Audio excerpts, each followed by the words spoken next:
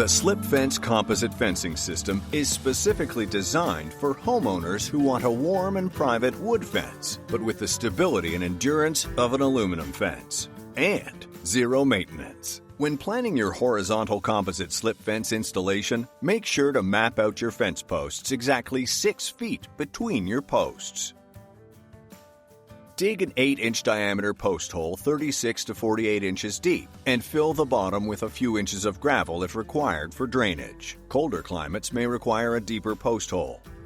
Insert the square aluminum post into the hole and ensure that the post can be set at least 76 inches from the ground to the top of the post for a 6-foot-high fence. Pour concrete into the hole around the post and adjust the post until you have at least 76 inches from the ground to the top of the post before the concrete starts to set. Next, lay one 6-foot composite board flat on the ground for spacing between the posts. Then, do the same to set the next posts in the fence line. While the concrete is still wet, level each post on both X and Y axis. Repeat this same procedure for all posts in your fence project. When the concrete has dried, mark your first post at approximately 1.5 inches up from the ground level on the inside of the first post that faces the next post. Place the channel against the inside of the first post as close to center of the post as possible and sitting on top of the pencil mark. Level this channel in the center of the post. Then, fasten the channel to the post with the flathead stainless self-drilling screws provided in the kit with a number 3 Phillips drive. Once the channel is fastened to the first post, rest the top grooved rail included in the kit on top of the first channel, and by using a speed square resting against the next post, raise the other end of the rail up to level and mark the second post on the inside with a pencil. And this is the top level mark for the second channel to be fastened to the post. Then fasten the second channel to the second post with the 4 self-drilling screws provided.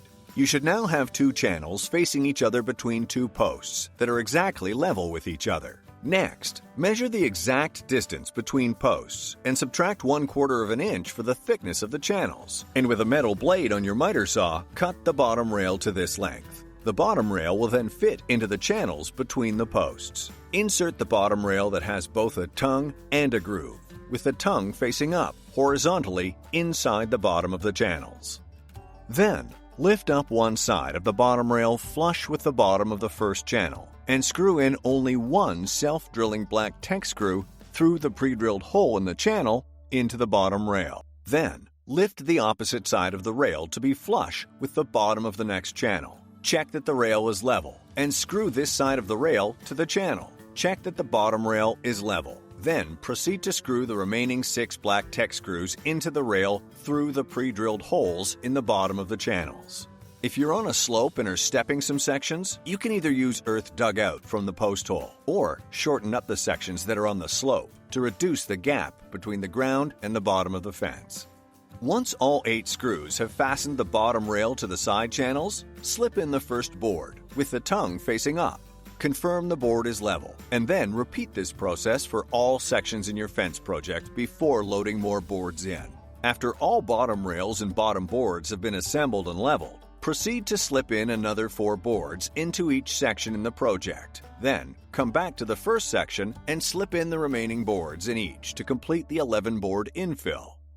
Once 11 boards have been slipped into the panels and the fence looks complete, this is when you would install the grooved cap rail. Same as we did for the bottom rail. Measure between posts and trim the cap rail to 1/4 inch less than the measurement between the insides of the posts to accommodate for the channel thickness. Slip the cap rail on top of the top board, making sure it fits snug and flush with the tops of the channels, and fasten with black tech screws through the pre-drilled holes, same as the bottom rail. Post tops should sit approximately 2 inches above the top of the top cap rail for a nice clean look. Posts can be easily cut down with a metal blade on your saw where necessary. Then, tap on the self-tightening aluminum post cap with a rubber mallet to all posts.